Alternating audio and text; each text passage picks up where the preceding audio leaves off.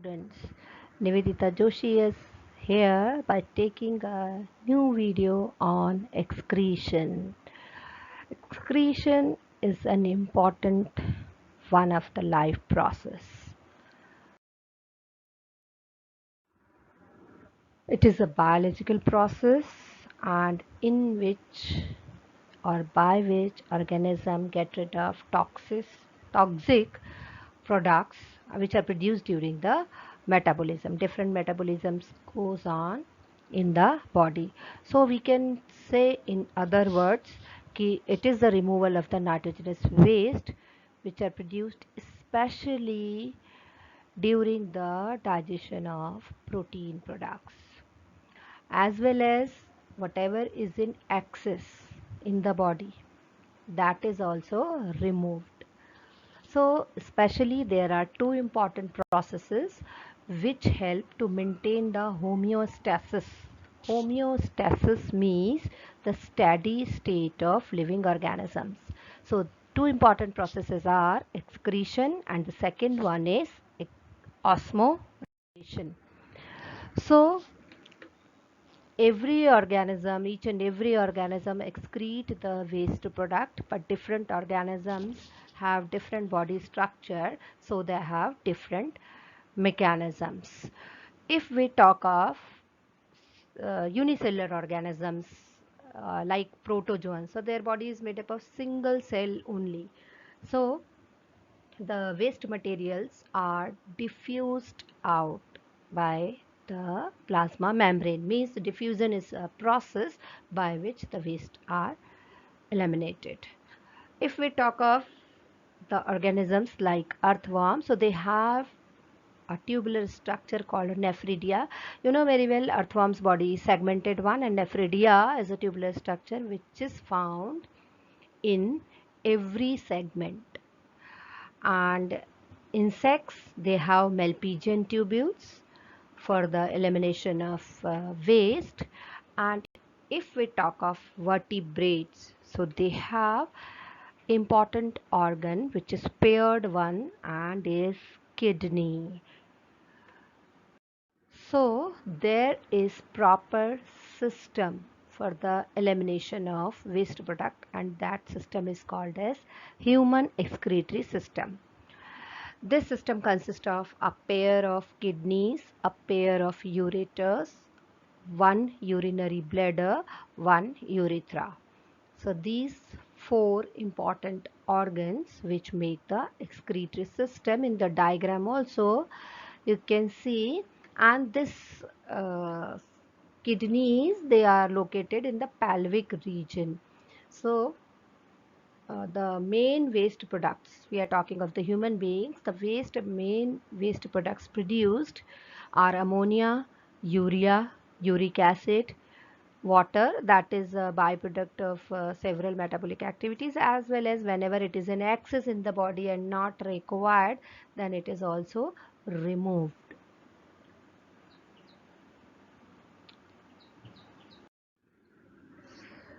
Now the kidney, we'll start with its shape. It is bean shaped and it is made up of several microscopic units called as the nephron. Means the nephron is the structural and functional unit of excretion. A single kidney contains about 1 million of nephrons. Means the nephron is a filtration unit. So the major function of kidneys are: one is to excrete waste products which are produced during the metabolism, and second is osmoregulation. Osmoregulation, actually it is the process which maintains the right amount of water and salt in the body fluids, and near about 190 liters of blood is filtered by kidneys. So kidneys are very busiest, one of the busiest organs. And as I told you, it is located in the pelvic region. nephron, which is the excretory unit of the kidney. So in the diagram you can see the nephron is a tube-like structure. It is a tubular structure, and here you can see a cup-like structure. That cup-like structure is called as the Bowman's capsule, and the uh, inside it you can see the bunch of blood capillaries, which is called as the glomerulus. And in the glomerulus you can see in the diagram arteriole is written. So two arterioles are there, one is broad and other is narrow. So actually it is not like that ki there is mistake in the diagram. Actually this is so ki one is wider and one is the narrow one. So blood comes into the glomerulus by afferent arteriole. Afferent. The blood is brought by afferent arteriole, and which is I have shown in the diagram arteriole, that is efferent arteriole.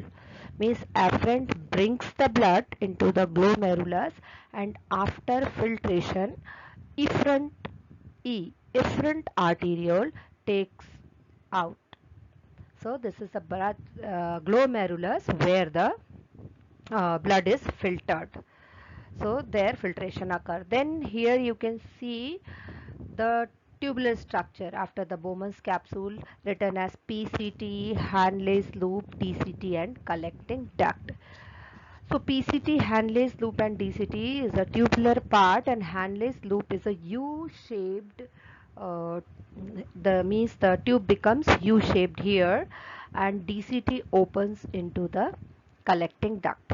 Actually, PCT, what it is proximal convoluted tubule, and DCT is distal convoluted tubule. So which opens into the collecting duct, means in collecting duct more nephrons open. So this is the easiest diagram for the nephron. So this is, as I told you, the structure in the diagram. That same thing is written over here. Now how does nephron work, or what is the function of the nephron? First we will study what is the function of nephron. So I told you that blood which enters into the glomerulus, it is by the afferent arteriole, it brings the waste material along with it. The capillaries, means the glomerulus, their wall is having very fine pores, and after that there is a Bowman's capsule as well. So its membrane will also participate in the filtration. So these membranes are very thin, so they help in the filtration. So after filtration, what is received in the Bowman's capsule, that is called as the glomerular filtrate, and the filtration occurs as per the size of the molecules.